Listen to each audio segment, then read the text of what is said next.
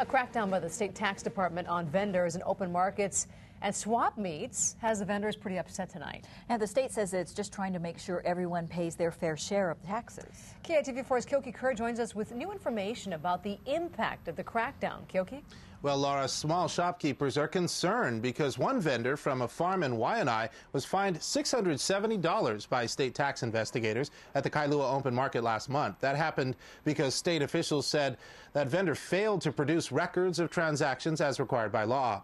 Vendors at another open market tonight told us they don't like the crackdown, but they are following the law. One bunch, $2. Would you like a receipt? At the farmers market on the grounds of the Blaisdell Center tonight, the vendors were abuzz about the crackdown on businesses at other sites accused of not keeping adequate records and not paying enough taxes. One chocolate? Okay. Josh Welch runs Ono Pops, which sells gourmet handmade local popsicles. He says the state tax department is picking on the little guys during a recession.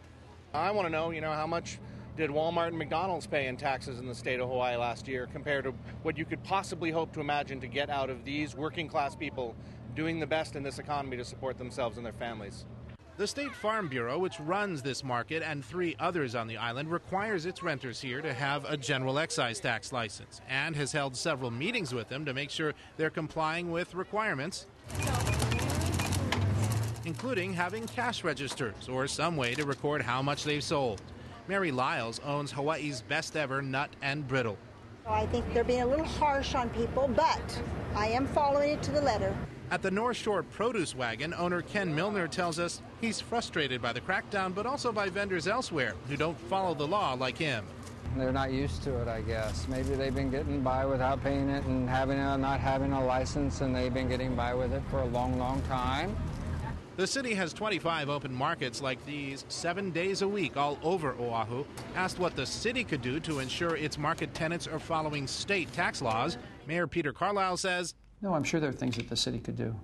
We could check to make sure that we see their GET licenses if they're required." And vendors who are cited for failing to comply with the tax laws face fines that range from $300 to $2,000. Back to you, Laura. All right, thanks, Kyoki.